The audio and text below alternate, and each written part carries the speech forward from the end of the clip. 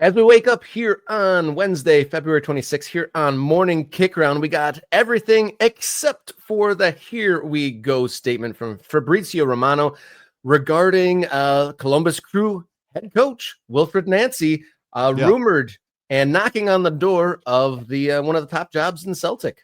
Yeah, this is being reported as imminent. So Fabrizio Romano normally gives us a "here we go" when things are signed and sealed. We don't have a "here we go." We have an imminent. Is that the last stage before a "here we go"? Do you know the levels of Fab, or are you? I'm not up to speed on my Fab levels. So yeah, I think he hedges his bets a lot more than he used to, because there was a while where he had 100% record. So "here we go" was bang on, but after a couple have gone off, he hedges a little bit and he says things like imminent and on the doorstep and whatnot. But so saying this, so if this does in fact happen, how important is it for Wilfried Nancy to be a successful Celtic coach? Let's in with acknowledging our friend from Scotland, and normally you have to be an ultra to get on screen, but we're going to let Mad Pup be in here because from Scotland. I don't know if Mad Pup is a Celtic fan or not, but let's just thumbnail sketch what this means, what kind of coach Wilfried Nancy is, and what he might bring to Celtic as they sort of scramble to figure out the next move after Brendan Rodgers walked off the job or left, whatever his circumstance. Martin O'Neill. How old is Martin O'Neill at this point? I'm seeing that Ali McCoist was surprised to see that they were going to hire somebody now and not just let Martin O'Neill kind of see out the season. And maybe Martin O'Neill didn't want to. I don't know all of the scuttle there. But Wilfried Nancy is extremely celebrated in American soccer circles for what he brought to the Columbus Crew. And I think that if you are a Celtic fan, you should be thrilled by this move. Like, I honestly think that this is an excellent choice for a club like Celtic. He is an up-and-coming manager in the sense that he obviously doesn't have a European profile because he came here to America, first to Canada, now to the United States to ply his trade. But he is a manager known for having a progressive mindset when it comes to what you do with the ball, how you use the ball, interpositional exchange, things like that, Rob. These are the things that interchange between positions and how players move in an attempt to exploit space. If you're a Celtic fan, that's what you're getting. That's what I think you should be excited about. Yeah, the interpositional, the freedom of positioning was definitely something that really stands out. I mean, for example, in Montreal, his first MLS job, literally nothing going on there, no players of note, no success in recent memory, and he turned them into a contender. Montreal just wasn't clever enough or didn't have the resources to keep him, and he went to Columbus Crew and pretty much had borderline unprecedented success with a team who had a couple players, but he kind of changed the game. A bunch of players that playing out of position. He basically invented roles for them. It was an amoeba sort of a thing. Yeah. He had players all over the field, no recognized defenders defending. It was really, for MLS tactics, a level above.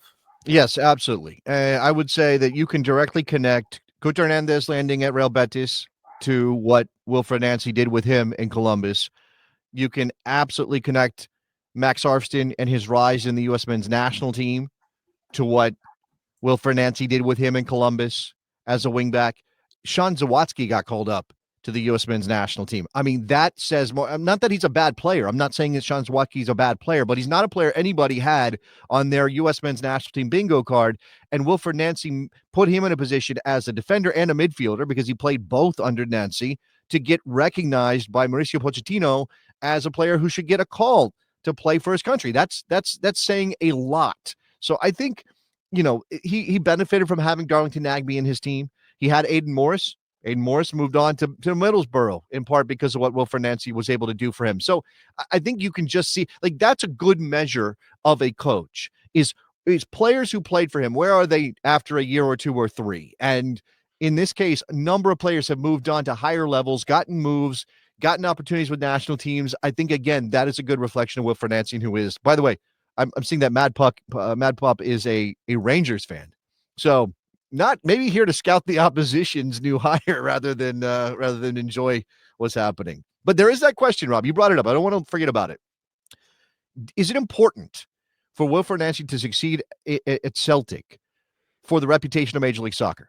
because it's always a damned if you do, damned if you don't situation, right? It's like when Lionel Messi comes to MLS.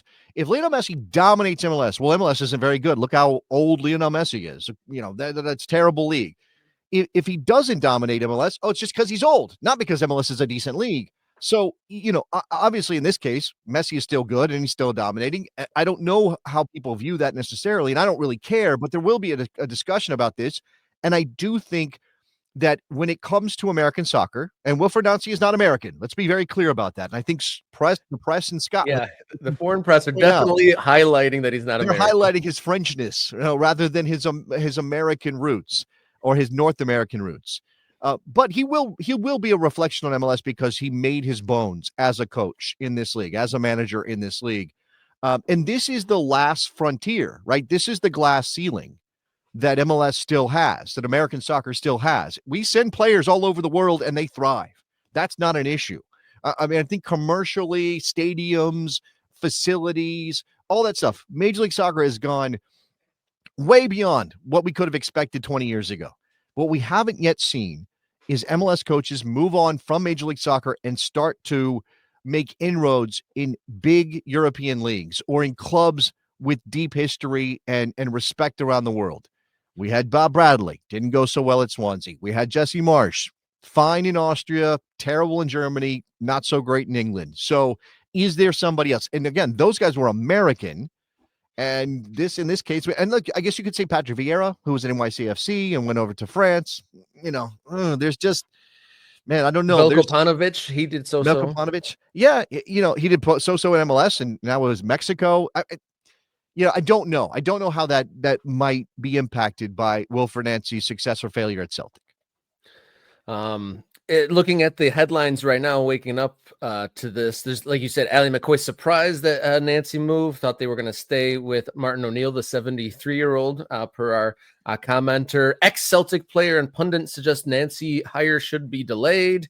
Romano gives Nancy heads up, and then incoming Celtic boss might bring in the Palestinian number 9, which is a Columbus Crew player. So a mixed reception so far before Wilfried Nancy's proposed or hypothetical hire here.